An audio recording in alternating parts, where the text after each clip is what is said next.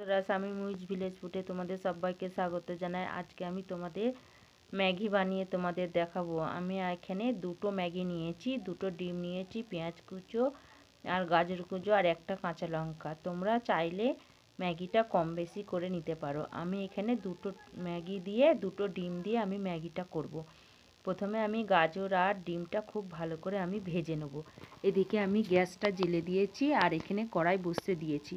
প্রথমে আমি কড়াই তেল দিয়ে গাজরটা আমি ভেজে নেব, তারপর আমি ডিমটাও ভেজে নেব।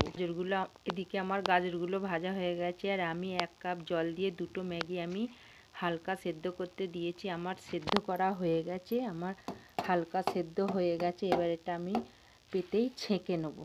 ম্যাগিটা আমার ছেঁকে নেওয়া হয়ে গেছে। কড়াইয়ের মধ্যে আমি সরষের তেল দেবো আর এখানে ডিমগুলো আমি ফাটিয়ে ডিমগুলো আমি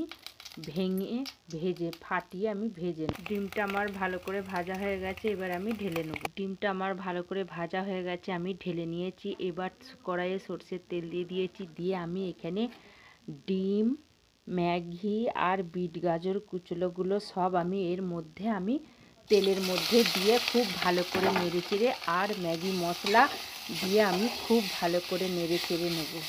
এই দেখো, সব আমি উপকরণ একসাথে দিয়ে ভালো করে আমি নেড়ে নিচ্ছি। সব উপকরণ আমি দিয়ে দিয়েছি আর এরপর আমি ম্যাগি মশলাটা এর মধ্যে আমি 2 প্যাকেটই ম্যাগি মশলা আমি দিয়ে দেবো। দিয়ে খুব ভালো করে আমি নেড়ে নেব তেলের সাথে আর ম্যাগিগুলোর সাথে আমি ভালো করে মশলাগুলো দিয়ে নামিয়ে নেব। এবার আমার ম্যাগি রেডি হয়ে গেল, এবার আমি নামিয়ে নেব।